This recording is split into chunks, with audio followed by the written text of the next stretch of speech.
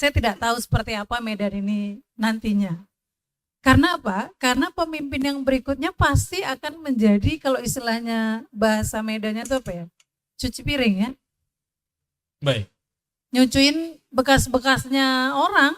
Dan kalau kita kaitkan dengan hukum tadi, memang tadi saya bilang kok sepi-sepi aja ya. Padahal sebenarnya terlalu banyak yang layak untuk kita jadikan persoalan gitu.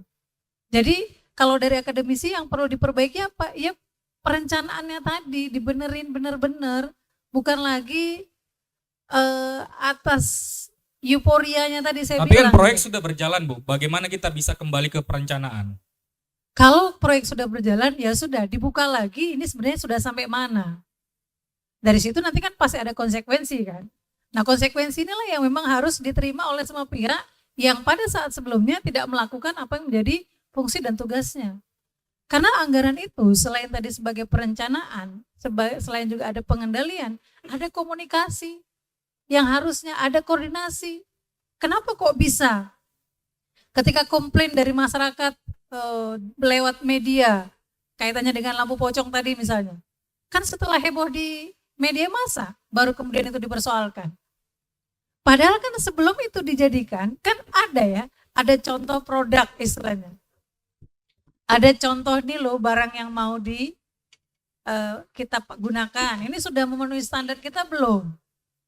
Ketika udah dipasang baru dihebohi kan berarti ada beberapa hal ya yang tadi saya sebutkan tidak berjalan kan. Itu dia. Yeah. Nah artinya kan ada orang yang bertanggung jawab, bukan hanya Pak Bobi sebagai wali kota, tapi semua orang yang memang terlibat di dalamnya itu mesti bertanggung jawab. Baik, tapi dengan anggaran yang sudah dikucurkan begitu banyak Ibu, apa mungkin ada pejabat yang nantinya akan melanjutkan proyek yang sudah bisa kita bilang ya, kita prediksi seperti yang diprediksi oleh Bang Teguh tadi, di potensi mangkrak, siapa yang mau? Ya, jadi kalau kami di akademisi suka bilang gini, ini kayaknya proyek Kota Medan ini nanti kayak proyeknya Roro Jonggrang. Dalam semalam cengkling langsung jadi gitu ya. Nah kalau ditanya ada enggak?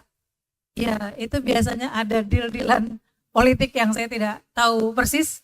Tetapi kalau ditanya secara real pasti nggak mau orang menjadi korban atas kesalahan pada periode sebelumnya.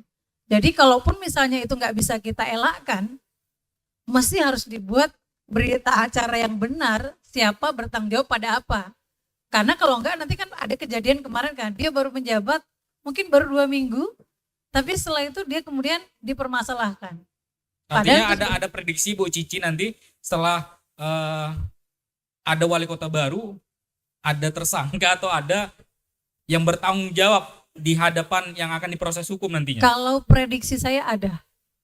Apalagi yang pemimpin yang baru nanti tidak punya kekuatan seperti sekarang gitu ya.